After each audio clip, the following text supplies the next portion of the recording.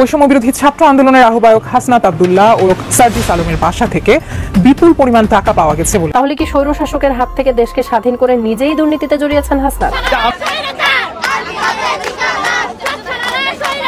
শোনা যাচ্ছে টাকার পাহাড় গড়িয়েছেন সমন্বয়ক রাফি। আমি টোটাল ঘটনাটা একটু বলি। যে টাকা নিয়ে নয় ছয় করা হচ্ছে, হাসানাত সার্জিস এরা কিন্তু রক্তের সাথে বেমানি করছে। সমন্বয়ক যারা আছেন আপনারা তো হইছেন ধান্দাবাজ।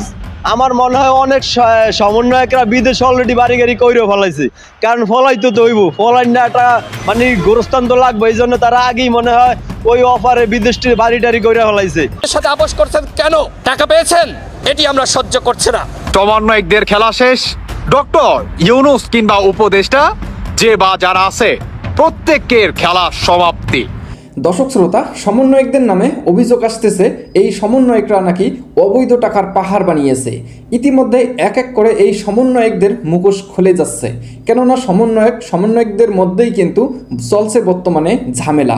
এই ঝামেলাগুলো হওয়ার কারণে বেরিয়ে আসতেছে সমন্বয়কদের নামে চাঞ্চল্যকর তত্ত্ব। যতই সময় যাচ্ছে ঠিক ততই বেরিয়ে আসতেছে চাঞ্চল্যকর তত্ত্ব, বেরিয়ে যাচ্ছে সকলের মুখোশ।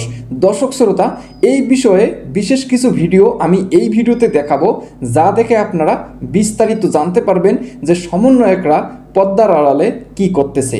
এই সমন্বয়করা শেখ হাসিনাকে তাড়িয়ে তারাই কি দুর্নীতির মধ্যে ঢুকেছে কিনা সকল বিস্তারিত জানতে পারবেন। দর্শক শ্রোতা, ভিডিওটা অত্যন্ত একটি গুরুত্বপূর্ণ ভিডিও, তাই বলবো সকল বিস্তারিত জানতে ভিডিওটা না টেনে শেষ পর্যন্ত দেখতে থাকুন। চ্যানেলে নতুন হলে অবশ্যই চ্যানেলটি সাবস্ক্রাইব করে নেবেন। অনুদান পাওয়ার লোভে দুর্ঘটনায় পঙ্গু ছেলেকে বৈষম্য বিরোধী ছাত্র আন্দোলনে আহত যোদ্ধা সাজাতে এই মায়ের অভিনয় সিনেমার গল্পকেও হার মানায়। ভাগ্য ভালো, হয়তো বা আমার গায়ে গুলিটা লাগে নাই। 3-4 গজ দূরে একটা লোকের এই জায়গা দিয়ে গুলি ঢুকে এইখান দিয়ে বের হয়ে গেছে। এসএস এর পাইপ দিয়ে বাড়ি মেরে আমি পড়ে গেছি, তারপর পিঠে একটা বাড়ি মারে। পঙ্গু হওয়া যুবক যে ঘটনার বর্ণনা দিচ্ছেন সেটা যে বানানো গল্প কোনোভাবেই বুঝতে পারবেন না কেউই। সরকারি সহায়তা পাওয়ার লোভে আরেকটি গল্প বানান রাসেল। নিজেকে আন্দোলনের যোদ্ধা পরিচয় দিয়ে বৈষম্য বিরোধী ছাত্র আন্দোলনের অন্যতম সমন্বয়ক সার্জিস আলমের কাছ থেকে নিয়েছেন অনুদানের নগদ 50,000 টাকা। একটি এনজিও থেকে নিয়েছেন সেলাই মেশিন, করাচ্ছেন ফ্রি চিকিৎসা, এমনকি জুলাই শহীদ স্মৃতি ফাউন্ডেশনের কাছ থেকেও নিয়েছেন লাখ টাকা। অথচ তার অভিযোগ আবেদন করেও পাননি অনুদান। এটা ঘটছিল আপনার মোহাম্মদপুর এই ময়ূর ভিলার সামনে, সেটা 4 তারিখ। তো আমি 4 তারিখে হাসপাতালে গেছিলাম, কিন্তু হাসপাতালে রাখে নাই। তো 5 তারিখে পরে যখন বিকেলবেলা গেছি তখন আমাকে ভর্তি করানো হয়েছে। আমি জুলাই ফাউন্ডেশন ওইখানে আপনার আবেদন করা আছে, এখন আমি ওইটা পাই নাই। সরকারি সহায়তা পাওয়ার লোভে আরেকটি গল্প বানান রাসেল। তার দাবি একটি টেইলার্সে চাকরি করতেন তিনি। আহত হওয়ার পর কাজ করতে না পারায় মালিক বেতন দেন না তাকে। খুব দ্রুত একটা পুনর্বাসন বা একটা যতটুকু অর্থনৈতিক সাহায্য করা যায়, এটা একটা সরকারের কাছে দাবি। আমরা যাতে এইভাবে অসহায় যাতে আর বেশি দিন যাতে থাকতে না হয়, এটা যাতে সরকার একটু আমাদের খুব গুরুত্ব সহকারে দেখে। ছেলের চেয়ে কোনো অংশে পিছিয়ে নেই মা। আরও বেশি অনুদান পাওয়ার লোভে নিজেদের অসহায় উপস্থাপন করার জন্য গল্প বানাচ্ছেন রাসেলের মা। ঘরের বাসা বাড়ি ছাড়ি দিছি, ও আহত হওয়ার পরে মেয়ের বাসায় উঠলাম, গ্রামে চলে যেমন কি করুম, এখানে তো আমি ভাড়া দিয়ে থাকতে পারতেছি না, ছেলের চিকিৎসা চলতেছে না, আমাদেরকে যেন একটু থাকার কোনো ব্যবস্থা করে দেয়, এই আমাদের কাছে সরকারের কাছে আমাদের আবেদন। রাসেলও তার মায়ের তথ্যের উপর ভরসা রাখতে না পেরে আরও অনুসন্ধান চালায় এটিএন নিউজ টিম। 2 দিন পর কথা হয় তাদের বাসার দারোয়ানের সাথে। জানা যায় এই বাসায় কয়েক বছর ধরে ভাড়া আছে রাসেলের পরিবার। অথচ রাসেলের মায়ের দাবি নিজ বাসা ছেড়ে এখানে মেয়ের বাসায় থাকছেন তারা, চলে যাবেন গ্রামে। এমনকি 4 আগস্ট আন্দোলনে আহত হওয়ার তথ্যও মিথ্যা। রাসেল সাহেব এই বিল্ডিংয়ে থাকে কতদিন? তো অনেকদিন যাবো, 4-5 বছর। 4-5 বছর। আমি আসার আগের থেকে থাকে। কে কে থাকে এখানে? এখানে তার ওয়াইফ আছে, তার 2 বাচ্চা আছে, তার আম্মা আছে। বোনটোন কেউ থাকে না? বোনেরা হয়তো মানে বেড়াইতে আসে, অন্য জায়গায় কই থাকে, এখানে থাকে না। রাসেলের ব্যাপারে আরও তথ্য জানতে রাজধানীর মোহাম্মদপুরের নূরজাহান রোডে মুনেম টেইলার্সে যায় এটিএন নিউজ টিম। যেখানে চাকরি করতেন তিনি। সেখানে গিয়ে দেখা যায় টেইলার্স বন্ধ। কথা হয় পাশের দোকানের কর্মচারীদের সাথে। জানা যায় রাসেলের আরেকটি প্রতারণার তথ্য। নিজেকে একজন কর্মচারী দাবি করলেও তিনি নিজেই মুনেম টেইলার্সের মালিক। রাসেল সাহেব জি। উনি এখন কোথায় আছে জানেন কিছু? উনি ওনার বাসায় আছে। আসে নিয়মিত এখানে? নিয়মিত আসে, মাঝে মাঝে আসে। মাঝে মাঝে। এই টেলার্সটা উনি কবে দিয়েছে? এটা প্রায় 3 বছর। 3 বছর। ওনার সাথে আর কোনো পার্টনার আছে? না, ও একাই। উনি একাই।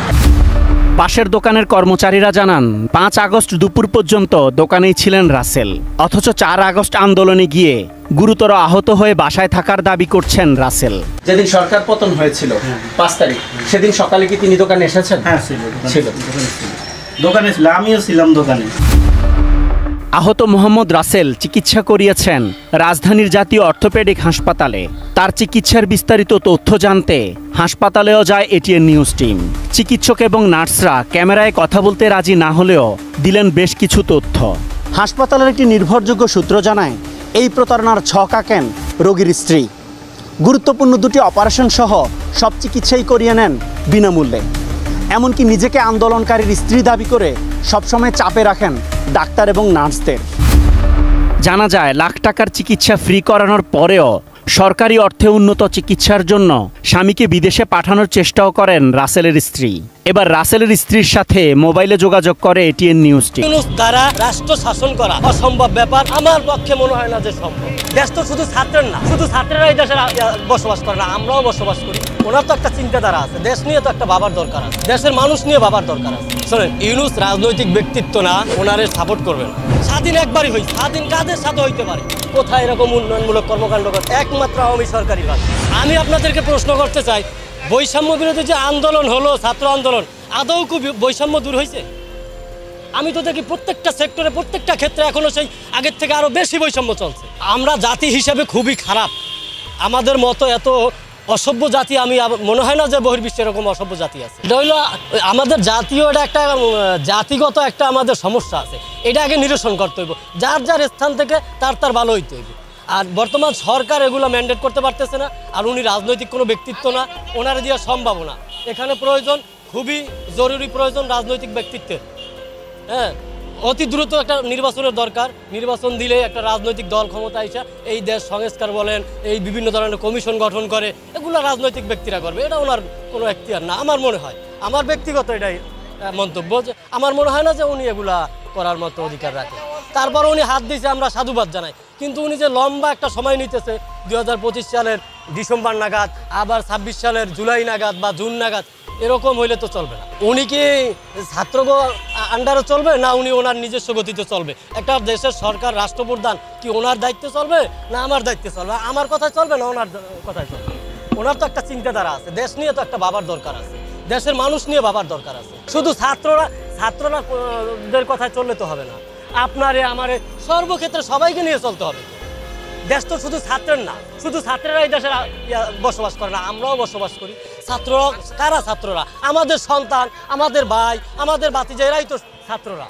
এই কথা যদি ন্যূনতম কারো লজ্জাবোধ থাকে, এরকম কথা বলবে না যে স্বাধীন করেছি, সংস্কারও করবে। যে বিভিন্ন গ্রাফিতি লেখছে, অনেক গ্রাফিতি আমি সাধুবাদ জানাই, কিন্তু এরকম গ্রাফিতি আমি সাধুবাদ জানাই না যারা লেখছে যে স্বাধীন করেছি, সংস্কারও করব। স্বাধীন একবারই হয়েছে, স্বাধীন কাদের সাথে হইতে পারে? এটা বলতে পারে? আমি স্বীকার করি যে এটা একটা ফেসিবাদী সরকার উত্থান হয়েছে, গণতন্ত্রের একটা উত্থান হয়েছে, বা গণতন্ত্রের বাক স্বাধীনতার যে একটা আমাদের বিষয়, এগুলো আমরা হয়তো করেছি, অর্জন করেছি। কিন্তু ওই যে স্বাধীনতা পেয়েছি, দ্বিতীয় স্বাধীনতা, এটা বলা যাবে না। ন্যূনতম লজ্জাবোধ থাকলে এরকম কথা বলতে পারে না, কোনো শিক্ষার্থী বলতে পারে না, যদি তার মৌলিক কোনো শিক্ষা থাকে। এগুলো বলে হলে তাদের খামখেয়ালিপনা। বর্তমানে তারা যা করে সবই খামখেয়ালিপনা। কোনটা আপনি দেখেন নিয়ন্ত্রণের ভিতরে আছে? আপনি আমার একটা সেক্টর দেখান যে এটা নিয়ন্ত্রণে আছে। নিম্ন স্তর থেকে উচ্চ পর্যায়ের যে কোনো সেক্টর আপনার বিশৃঙ্খলা, সন্ত্রাস, নৈরাজ্য, রাহাজানি প্রত্যেকটা ক্ষেত্রে চলতেছে না। এরকম ছিল না। এই যে ডাকাতি, চুরি, সন্ত্রাসী, রাহাজানি, এটা ছিল না। বিভিন্ন দুর্নীতি করছে, বড় আমলারা করছে, আমরা অস্বীকার করবো না। আমি দুর্নীতি করছে আমলারা। শোনেন, উন্নতি করতে হইলে দুর্নীতি হবেই। যে কোনো রাষ্ট্রে উন্নত না হইলে দুর্নীতি হবে না, উন্নতি করতে পারলে দুর্নীতি হবেই। ওখানে বড় বড় মেগা প্রকল্প করছে, দুর্নীতি হয়েছে ওখানে। 1 কেজি চাল দিয়ে তো আপনার আধা কেজি কম দিয়ে দুর্নীতি করা যায় না, ওখানে হয়তো 1 মুঠ কম দিয়ে দুর্নীতি করা যায়। তো বড় বড় মেগা প্রকল্প করছে, দুর্নীতি করছে, দুর্নীতি যেমন করছে তাদের বিরুদ্ধে মামলা হয়েছে, অ্যারেস্ট হইতেছে, রিমান্ড হইতেছে। এই তো তাদের। দর্শক শ্রোতা, আপনারা তো বক্তব্যগুলো শুনতে পারলেন এই সমন্বয়করা অবৈধ টাকার পাহাড় বানিয়েছে কিনা। ইতিমধ্যে এই সমন্বয়কদের মুখোশ খুলে যাচ্ছে তাদের নিজেদের কারণে।